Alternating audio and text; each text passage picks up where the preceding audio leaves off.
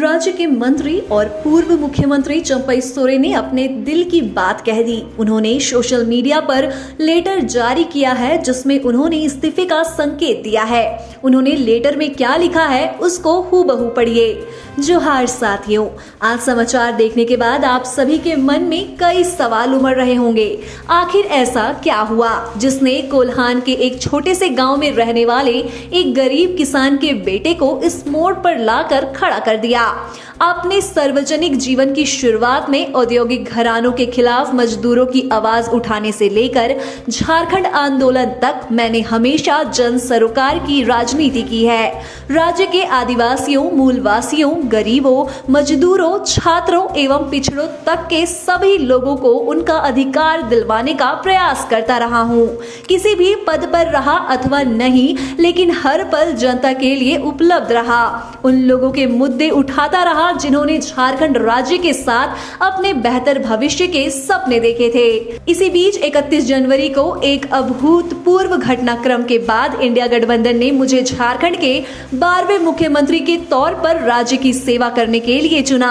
अपने कार्यकाल के पहले दिन से लेकर आखिरी दिन यानी कि 30 जुलाई तक मैंने पूरी निष्ठा एवं समर्पण के साथ राज्य के प्रति अपने कर्तव्यों का निर्वहन किया।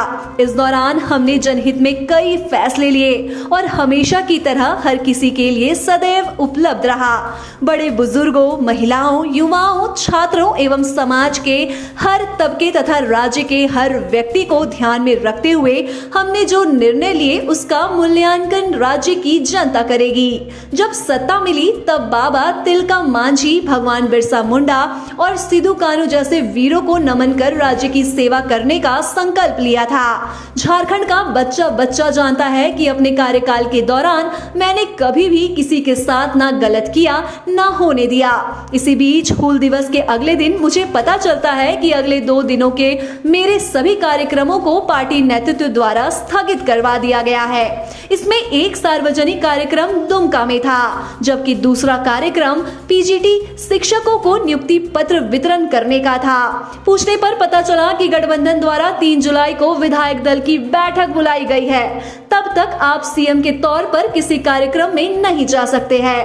क्या लोकतंत्र में इससे अपमानजनक कुछ हो सकता है कि एक मुख्यमंत्री के कार्यक्रमों को कोई अन्य व्यक्ति रद्द करवा दे? अपमान का यह कड़वा घूंट पीने के बावजूद मैंने कहा कि नियुक्ति पत्र वितरण सुबह है, जबकि दोपहर में विधायक दल की बैठक होगी, तो वहां से होते हुए मैं उसमें शामिल हो जाऊंगा।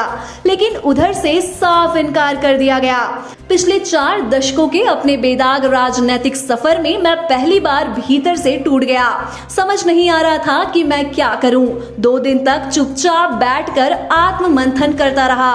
पूरे घटनाक्रम में अपनी गलती तलाशता रहा। सत्ता का लोभ रत्ती भर भी नहीं था, लेकिन आत्मसम्मान पर लगी इस चोट को मैं किसे दिखाता? अपनों द्वारा दिए गए दर्द को कहां जाहिर करता? जब वर्षों से पार्टी के केंद्रीय कार्यकारिणी की बैठक नहीं हो रही है और एक तरफा आदेश पारित किए जाते हैं, तो फिर किसके पास से जाकर मैं अपनी तकलीफ बताता? इस पार्टी में मेरी गिनती वरिष्ठ सदस्यों में होती है, बाकी लोग जूनियर है और मुझसे सीनियर सुप्रीमो जो है वो अब स्वास्थ्य की वजह से राजनीति में सक्रिय नहीं है। फिर मेरे पास क्या विकल्प था? अगर वे सक्रिय होते तो शायद अलग हालत होती। कहने को तो विधायक दल की बैठक बुलाने का अधिकार मुख्यमंत्री का होता है, लेकिन मुझे बैठक का एजेंडा तक नहीं बताया गया था। बैठक के दौरान मुझसे इस्तीफा मांगा गया। मैं आश्चर्यजनक था, लेकिन मुझे सत्ता का मोह नहीं था, इसलिए मैंने तुरंत इस्तीफा दे दिया। लेकिन आत्मसम्मान पर लगी चोट से दिल भावुक था। पिछले 3 दिनों से हो रहे अपमानजनक व्यवहार से भावुक होकर मैं आंसुओं को संभालने में लगा था, लेकिन उन्हें सिर्फ कुर्सी से मतलब था। मुझे ऐसा लगा मानो उस पार्टी में मेरा कोई वजूद ही नहीं है, कोई अस्तित्व ही नहीं है, जिस पार्टी के लिए हमने अपना पूरा जीवन समर्पित कर दिया। इस बीच कई ऐसी अपमानजनक घटनाएं भी हुई जिसका जिक्र फिलहाल मैं नहीं करना चाहता। इतने अपमान एवं तिरस्कार के बाद मैं वैकल्पिक राह तलाशने हेतु मजबूर हो गया। मैंने भारी मन से विधायक दल की उसी बैठक में कहा कि आज से मेरे जीवन का नया अध्याय शुरू होने जा रहा है। इसमें मेरे पास 3 विकल्प थे। पहला, राजनीति से संन्यास लेना, दूसरा, अपना अलग संगठन खड़ा करना और तीसरा, इस राह में अगर कोई साथी मिले तो उसके साथ आगे का सफर तय करना। उस दिन से लेकर आज तक तथा आगामी झारखंड विधानसभा चुनाव तक इस सफर में मेरे लिए सभी विकल्प खुले हुए हैं। एक बात और, यह मेरे निजी संघर्ष है, इसलिए इसमें पार्टी के किसी सदस्य को शामिल करने अथवा संगठन को किसी प्रकार की क्षति पहुंचाने का मेरा कोई इरादा नहीं है।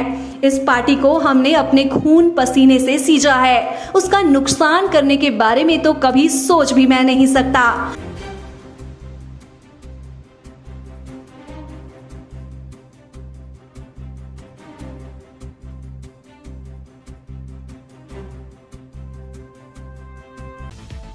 अपने राज्य से जुड़ी हर ताजा खबरों के लिए आप हमें सब्सक्राइब करें, साथ ही बेल आइकन बटन दबाना ना भूलें।